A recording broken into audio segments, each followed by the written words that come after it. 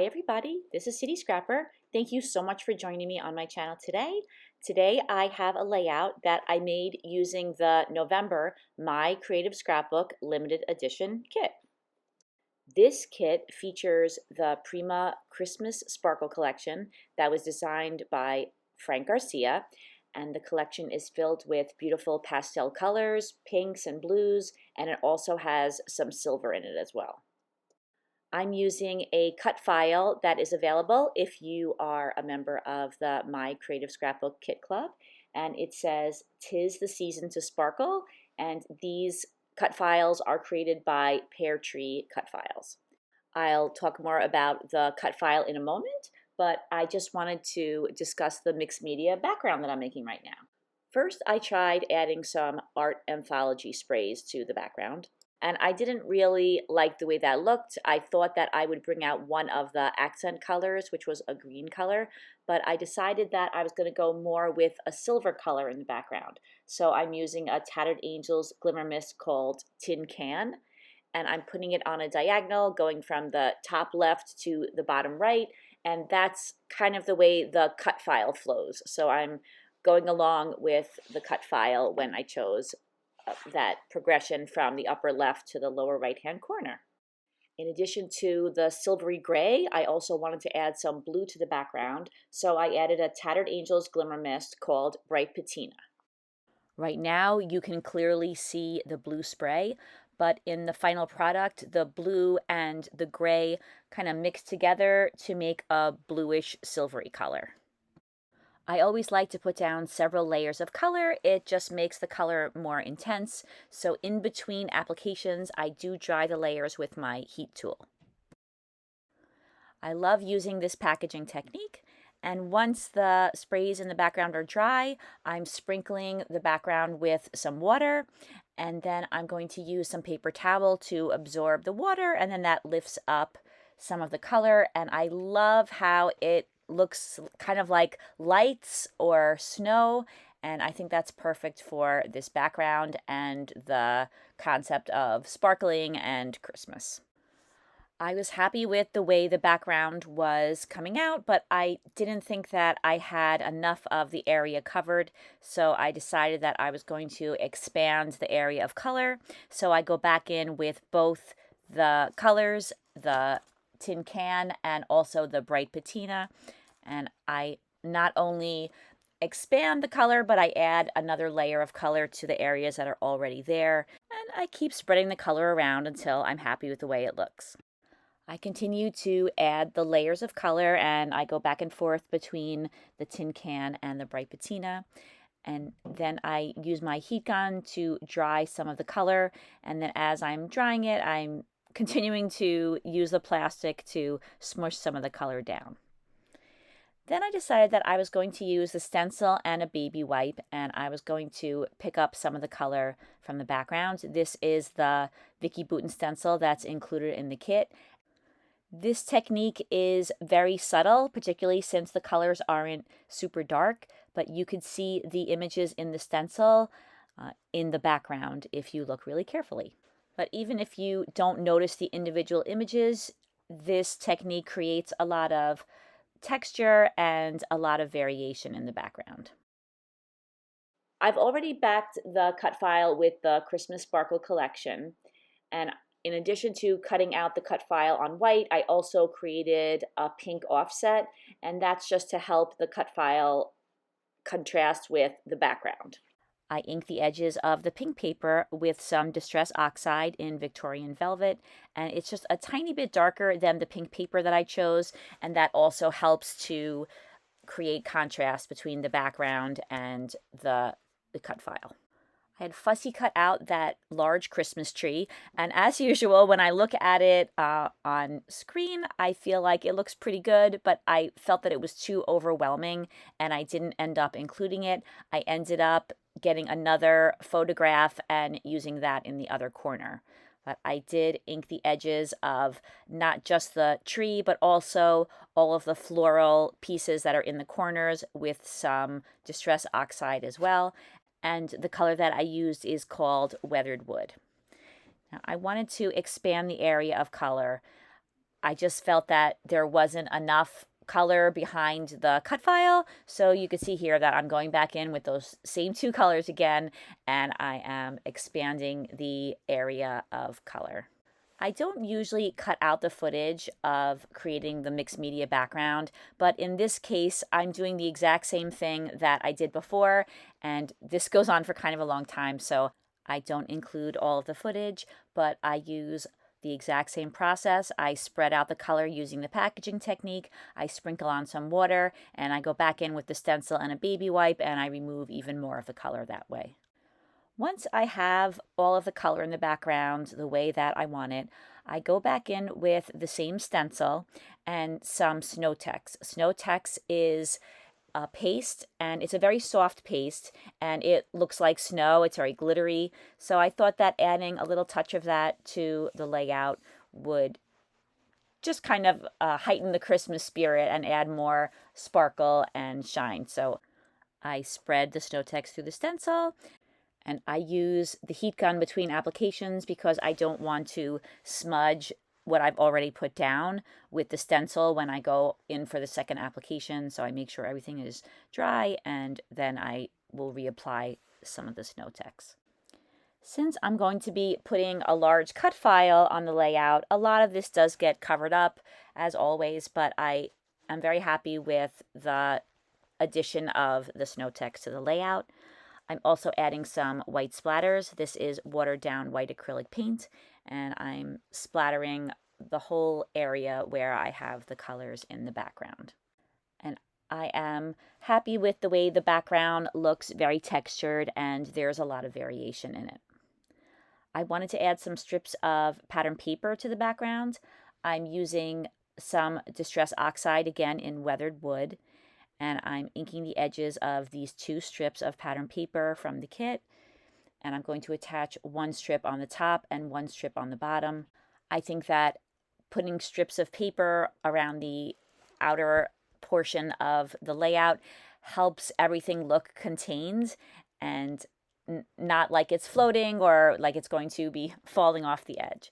So that's something that I like to do to anchor everything on the layout.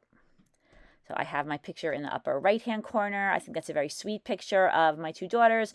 And then the lower left-hand corner, I still think it's a sweet picture, but Julia is making a very funny expression, and I thought that that was cute. She's really good to me. They both are, and they take lots of pictures, but on Christmas, everyone's so excited, and a lot of times the pictures come out really funny. So I am popping up those florals that I'm putting on either corner using some fun foam. In the upper left-hand corner, I was able to cut out one piece that fit in that corner, and on the lower right-hand corner, I put together a bunch of different flowers in order to create some florals to go in that corner. So I layer them on top of each other and create one unit, and then I pop them up on some foam. I wanted to add some more embellishments to the page. I was thinking of putting some dimensional flowers on this layout, and I also added a chipboard Christmas tree to the bottom. I thought that that tree was a better size for this layout. I attached the photos right down to the layout without popping them up. I felt it would be too complicated to pop up the photos and the cut file because of the way that they overlap. I also fussy cut out some flowers from some of the pattern papers, and I tuck those behind the cut file and also layer them on top of the cut file. And I'm a big fan of having florals on layouts, so I put as many flowers as I could fussy cut out on this layout. Not all of the corners of the photos are showing, but for the 3 corners of each photo that are visible, I am punching out a photo corner and placing those on the photos. And photo corners are something I really enjoy using. I like the way you can bring some of the pattern papers right on top of the photos. I'm again using the weathered wood to ink the edges of all of the photo corners. And then I'm going to use some ATG adhesive and attach them all down to the layout. I'm using some white self-adhesive pearls that I got from Eyelet Outlet, and I'm putting one of those on each of the photo corners. And then I started using the smaller pearls that were on that sheet and decorating the chipboard Christmas tree with those. And those very small pearls seem to be just the right size to decorate that Christmas tree. As I was decorating this little chipboard Christmas tree, I was thinking how beautiful a Christmas tree would be that was silver and had pink ornaments and roses on it. I bet that would be beautiful. Our Christmas tree isn't really that stunning, but I love it because I love the ornaments that we have on it. They're from my childhood and my children's childhood, and they just mean a lot to me, although they don't add up to the most gorgeous Christmas tree in the world. However, we go to my sister's house, and she has a very beautiful Christmas tree, so we take pictures there so that we can have some pictures in front of a very beautiful tree. I'm adding some stars to the stars that are on the cut file. They're already backed with some silver paper, but I wanted to add a little bit more dimension. I'm not popping them up with foam, I'm just layering them. And the stars that I'm layering on top are smaller than the stars that I'm matching them with. And I thought that that would add a nice little touch and a little bit of interest to the layout.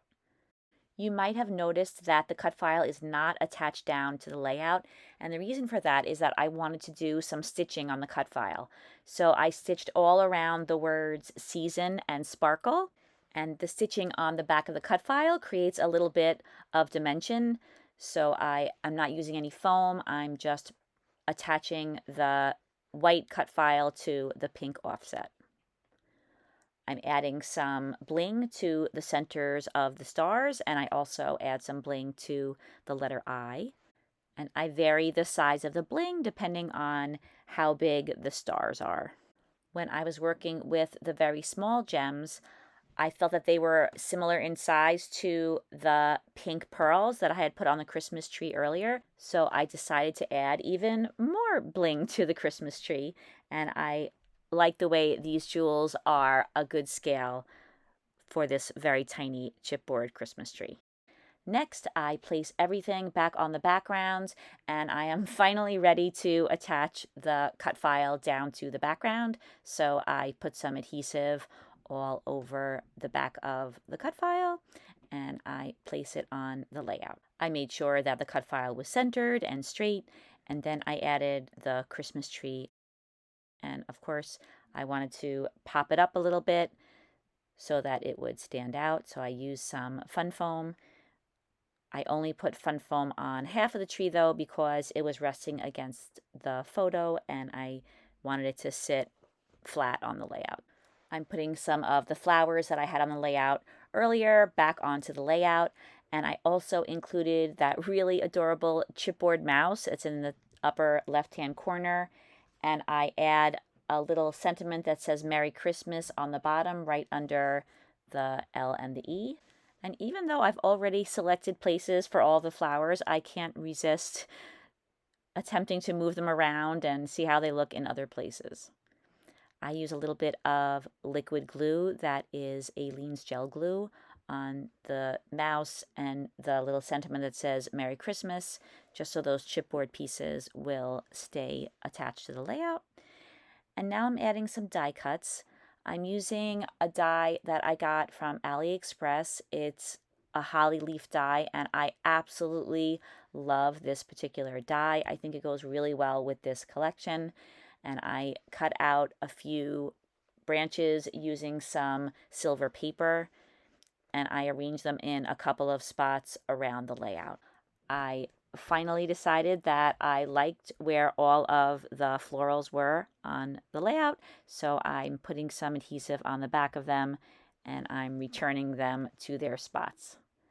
I'm also using some wet glue to attach those holly leaves down to the layout, and I usually just attach them in one place because I like the way it looks when the holly leaves are free and not like glued down flat to the background. The holly leaves have some berries on them, and I thought instead of painting them, I would use these really pretty translucent pink dots. These are from Want to Scrap. I use the smallest of the dots, and I think that they add a very pretty subtle touch to the layout. And that completes the layout, everybody. Thank you so much for watching. I hope that you enjoyed watching this video. If you look in the description box, you'll find a link to the My Creative Scrapbook website, and you can check out the beautiful limited edition kit, and there are also several other kits that you can take a look at as well. I hope everybody has a great day, and I'll see you again soon. Take care. Bye-bye.